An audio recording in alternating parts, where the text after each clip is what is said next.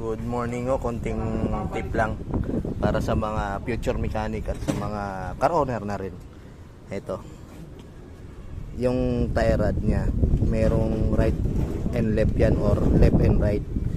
So, ibig sabihin nyo yan, hindi yan pwedeng magkabaliktad. Ayan o, yung L tsaka right.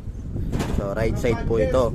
Ibig sabihin, sa kanan lang siya at ito sa kaliwa lang. Hindi pwedeng itong kaliwa mapunta ron sa kanan.